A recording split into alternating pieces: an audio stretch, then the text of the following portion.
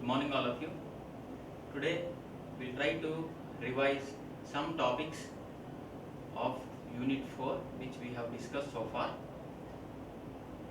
So, Unit 4 is optical sources. So, optical sources are used at transmitter part of the optical communication system.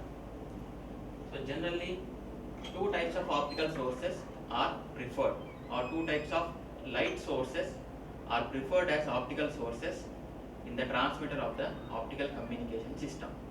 One is light emitting diode, the second one is laser diode. In short, we call it as light emitting diode as LED, and injection laser diode generally we call it as ILD. Okay. So there are some advantages actually, okay, for heterojunction type of diodes.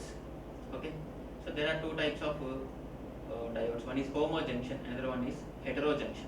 Okay, so heterojunction consists of two different adjoining semiconductor materials, that is with different band gap energies.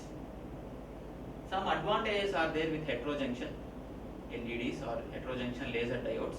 They have adequate output power for a wide range of applications. Their optical power output can be directly modulated by the varying input current. Another one is they have high efficiency and their dimensional characteristics are well suited for the fiber parameters. So there is a major difference between LED and laser diode. What is that? LED is incoherent and laser diode has coherence nature. Incoherence or what is meant by incoherent? Incoherent means the light particles emitted by the LED will be moving in different directions at different frequencies, where in case of LED, that property is called incoherence property. Coherence means the light particles will be moving with the same velocity, same direction or same speed, with the same direction, in the same direction and with the same frequency. Okay, in case of a laser diode. Okay, so the output beam of this laser diode, that is coherent source, has high direction, or direction capability is very high. The output radiation from an incoherent source has broad spectral width. So this is about this point is about laser, okay, and this point is about LED. Okay, the spectral width for the LED is more compared to the laser diode. So when we are selecting a optical source, maybe LED or laser diode, what we have to do is we have to check the characteristics of the optical fiber, or we have to check the fiber parameters, whether these fiber parameters are suitable for the particular LED source or not. What are the fiber parameters? Attenuation, group delay, refractive indices, okay, of the core and clad, numerical aperture, acceptance angle. So many fiber parameters are there. We have to keep the fiber core diameter also there. So we have to keep the fiber parameters in the we have to consider the fiber parameters by selecting the particular optical source. So as I said, there are two types of light sources which are considered as optical sources. Okay, before going to the construction or before knowing the fabrication of the LED or laser diode, what we have to do is we have to recollect the basics of the diode. Okay, that is, any semiconductor, diode is manufactured using semiconductor material. Any semiconductor can be well explained. The operation of the semiconductor can be well explained using energy band diagrams. Energy band diagrams. So that is what is. So the conduction properties of a semiconductor can be well interpreted with the help of energy band diagrams. In a semiconductor, the valence electrons occupy the band of energy levels called as valence band. Okay. In a pure crystal, like intrinsic semiconductor, at low temperatures, the conduction band is completely empty, whereas valence band is completely full of electrons. Okay, means the electrons should go from valence band to conduction band, which is not happening at low temperatures in case of a pure crystal. The next one is these two bands are separated by the energy gap. So let us go to the semiconductors, okay, which are classified based on the band gap. Okay, there are two types of semiconductors.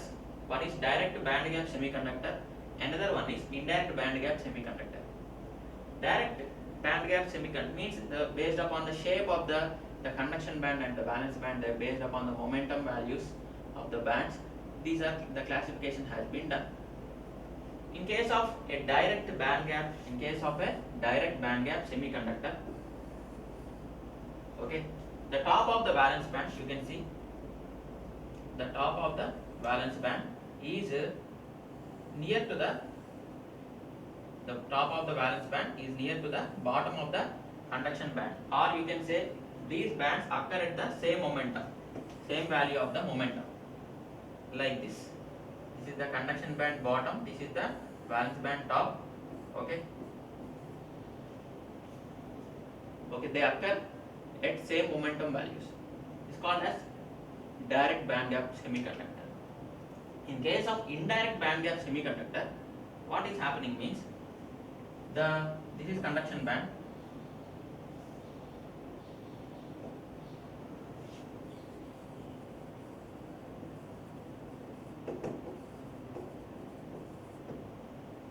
Okay, so the bottom of the conduction band is not near the top of the valence band, or the conduction band energy momentum value is occurring at somewhere, okay, at different value, okay, not matching with the momentum of the valence band. It is called indirect band gap semiconductor material. Next we go to the LEDs. What is meant by LED? LED means light emitting diode. Okay, so LEDs are used as light sources or optical sources, okay, where there are two requirements. One is when the required bit rate is less than 100 to 200 Mbps, okay, then we can go for LED. When the requirement is the bit rate is less than 100 to 200 Mbps, we go for LED. And another one is when the required optical power is in the order of tens of microwatts, 10 watts, 10 microwatts, 20 microwatts, 30 microwatts, and so on. If the required optical power is in such a order, then we generally prefer LEDs as optical sources. There are some advantages also. Okay, one is simpler to fabricate, low cost, reliability, okay, less temperature dependency, and requires simple driver circuit. In order to radiate the LED, a driver circuit is required at the transmitter part before the LED. So this construction of driver circuit for LED, the fabrication of driver circuit for LED is simple. So to be useful in fiber transmission, okay, fiber transmission applications, LED must have some characteristics. Okay, previously what we have learned is requirements. Okay, so based upon particular requirements, we select the LED or laser. Okay, for if it is LED, we have selected. There are certain requirements. If the bit rate is less than 100 to 200 Mbps, optical power is in the order of tens of microwatts. They are all requirements. But here characteristics are there. LED have certain characteristics. What are those? One is high radiance output. One is fast emission response time. Second one is quantum efficiency. Okay, high radiance output. Okay, high radiance output means radiance means brightness here. Radiance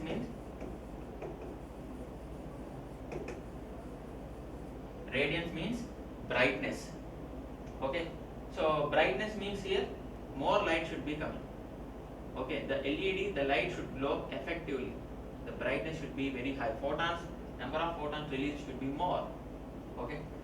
So next one is fast emission response time. Emission response time means when the driver circuit applies current pulse to the input of the LED, immediately the LED should glow.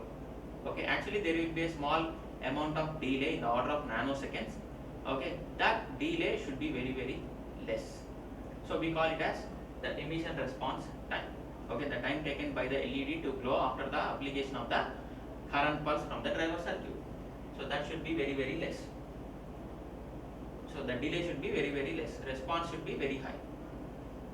High quantum efficiency. Quantum means here that if you see here, if you take the conduction band and valence band, okay, say for example so many electrons are there here.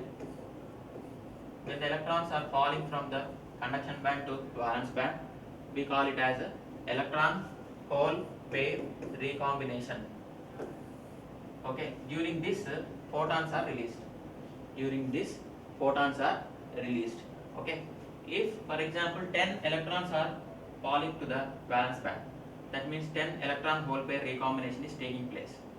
For that, for example, consider 10 microwatts power is released. If there are 20 electron hole pairs recombined, what happens? The power will be more than 10, for example 20 microwatts. Okay, because if you see here, the number of, now you can conclude here, the number of the optical power is depending upon the number of electron hole pair recombination. Okay, if the number of electron hole pair recombination is more, optical power is more. Okay, so this is called quantum efficiency. So you can see quantum efficiency related to the fraction of injected electron hole pairs that recombine radiatively. Okay, so the first one, high radiance output, is depending upon the quantum efficiency. Quantum efficiency is high means the radiance will be high. Next, LED structures. So LED configurations are three types. One is homojunction LED, next single heterojunction LED, and another one is double heterojunction LED. There are generally three types of LED structures: homojunction LED, single heterojunction LED, and another one is double heterojunction LED. So if you see here, homojunction LED, if you compare the homojunction LED with heterojunction LED, a homojunction LED interface occurs between layers of similar material, similar semiconductor material. That means, okay, in case of direct band gap, for direct band gap materials,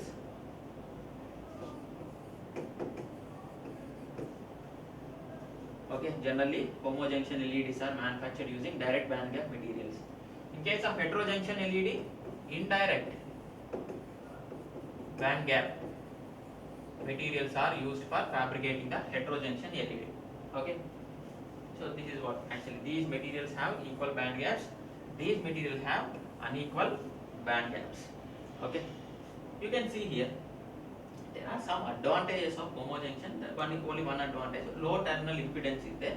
But if you see the heterojunction LED, fine light spot will be released, and another one is the light emitting area is small. Okay, when the light emitting area is small, means the diameter or the spot size, okay, fine spot size diameter is small.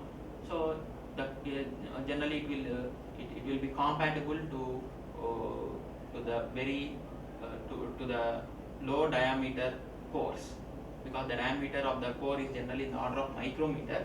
Okay, so if the light emitting area is very small, means it will without any difficulty, the light can be propagated inside the diameter of the very low diameter of the core. Okay, so here high data rate is possible because the emission rate, or you can say the quantum efficiency is high for heterojunction LEDs compared to homojunction LEDs. For this homojunction, as I said, quantum efficiency is less. So there are two types of LEDs. The first one is surface emitting LED, another second one is edge emitting LED.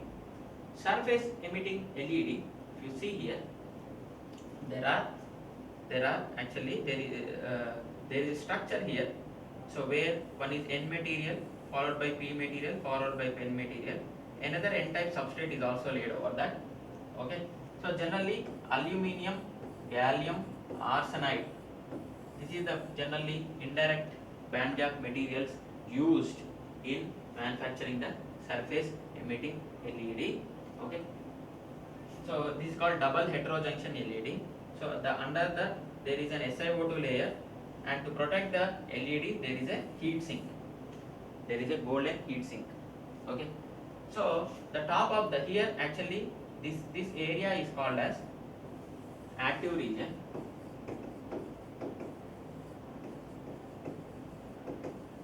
This area is called as active region. In case of here where the active region is, generally light will be emitting outside in the form of light. Okay. So in order to increase the radiance or brightness of the light from the active region, what we do is we actually there is a material N-type substrate as well as metal contact. This is the metal contact. We etch the surface here so that the active region is completely directly exposed to the fiber, where it can be this fiber where the fiber can be connected to the active region directly, so that the light can be emitted to the fiber core directly without any difficulty. Okay. The next one is edge emitting LED. Edge emitting LED is used. Okay. The construction is different. Actually, the materials used are same. Okay. So you can see here, this is the active region.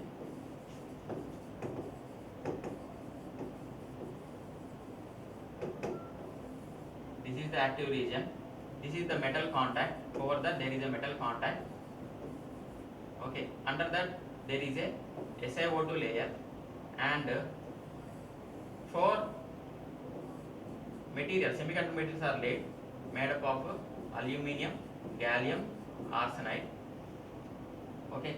Under that there is a substrate as well as there is a heat sink to protect the what we say is to protect the diode. Okay. So since the active region is placed at the edge, okay, generally we call it as edge emitting LED. Generally we call it as edge emitting LED. So for any LED there will be a heat sink to protect the diode from the excess temperatures. But if you see this heterojunction structure NNPP, this heterojunction structure can be varied actually. Okay. PPNN. Okay. So different combinations we can take actually depending upon the type of the material used. Okay. So what we have learned today?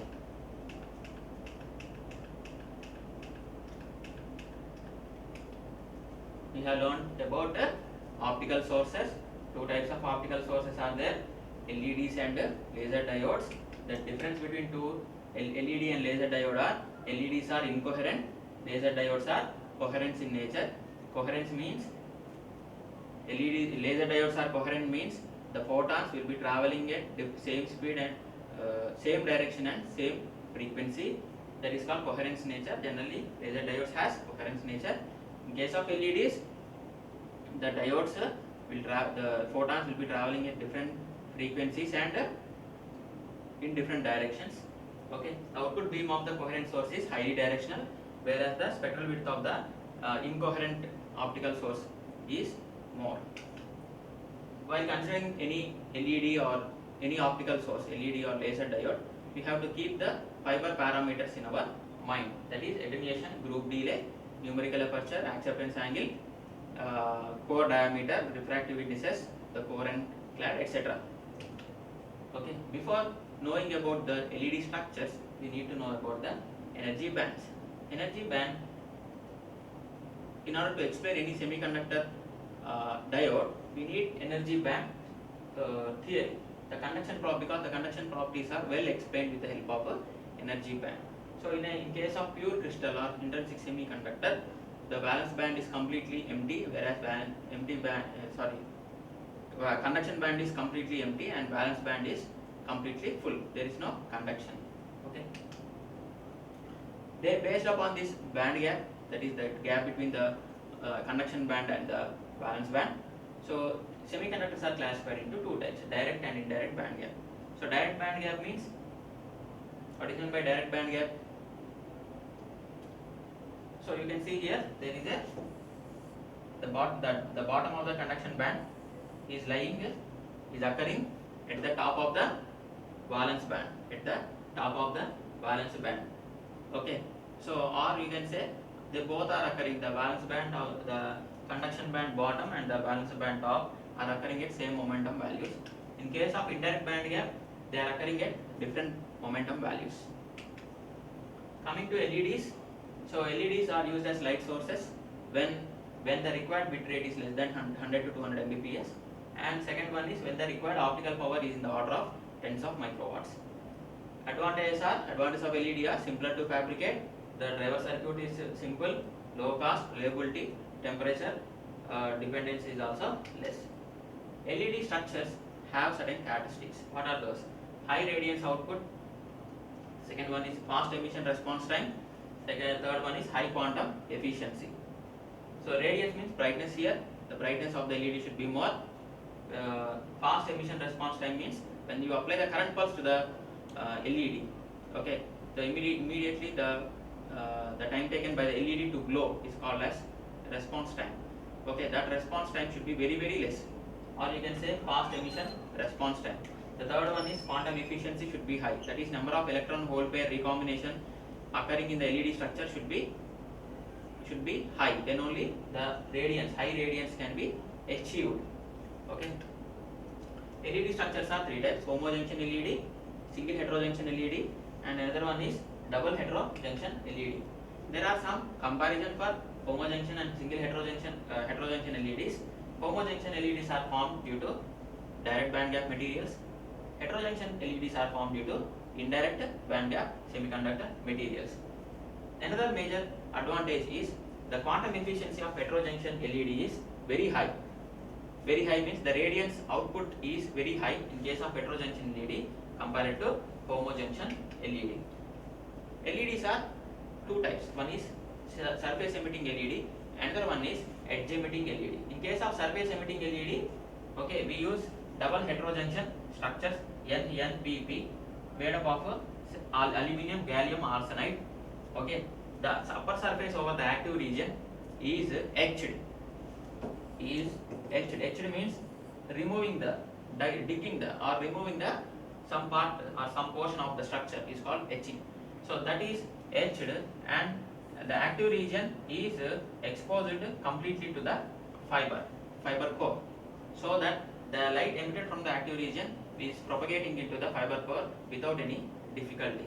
There is a heat sink underlying at the bottom side of the LED structure to protect the LED from excess temperature.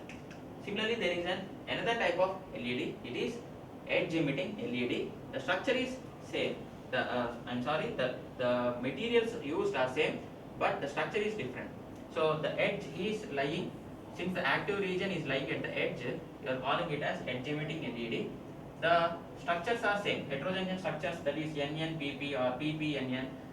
Over that the SiO2 layer, okay, over that the decking or the etching or metal contact laying, so heat sink, all are same, but the active region is placed at the edge of the LED. That is the reason it is called as light emitting diode. So in the next classes we will try to learn about next diode, that is ILD, injection laser diode. Thank you.